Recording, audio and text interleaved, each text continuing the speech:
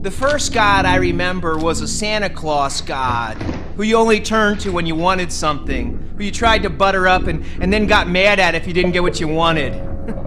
That didn't make sense. I knew if there was a God, he could see through us like we were made out of cellophane.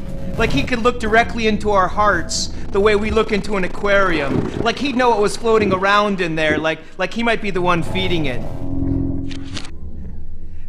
Then there were those people who tried to use God to threaten you, saying, you better be careful, God's watching. Like God was a badass hillbilly sitting in some cloud with a pair of binoculars and a bag of potato chips and a cotton candy beard and a six-pack and a shotgun. Then I saw people who had Jesus' name on their bumper sticker, like he was running for president or something, and sometimes those people with Jesus on their bumper sticker would cut you off on the freeway and give you the finger. Which is very different from lending a hand.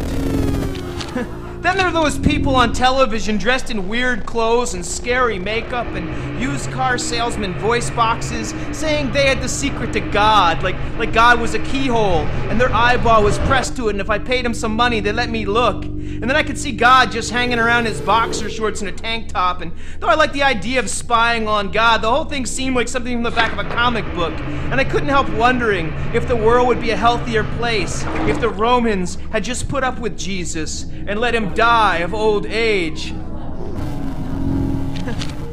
And then there were the football players who knelt down in front of everybody and prayed in the spotlight and thanked God like he was their best friend.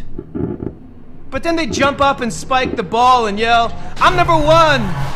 And I'd be confused, because if you're number one, then what number is God? And then I saw politicians trotting God out on a leash like he was a racehorse they wanted to hop on and ride to the finish line, like God was going to lead them to victory, and if they lost it would be God's fault, and then God would be the donkey they could stick all their problems on. And that was very nice of God, to be both a racehorse and a donkey.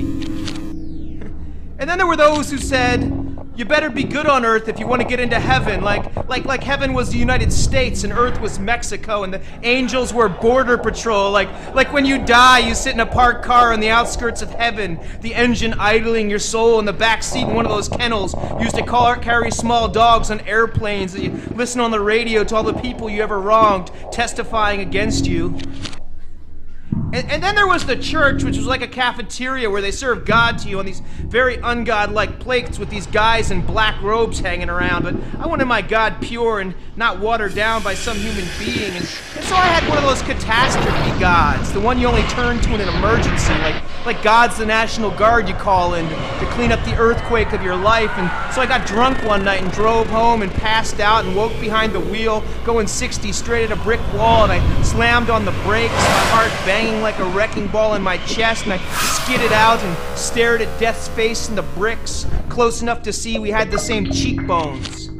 So now I have a God who's like one of those mechanics who can fix anything. So when I want to chew somebody's head off like a saltwater taffy, or amputate my DNA, or open my wrists like windows that have been painted shut, I just put my soul into a box like a busted computer and haul it in, and he never asks to see my paperwork or says my warranty has expired, and I walk out feeling better. And I don't care if he doesn't exist.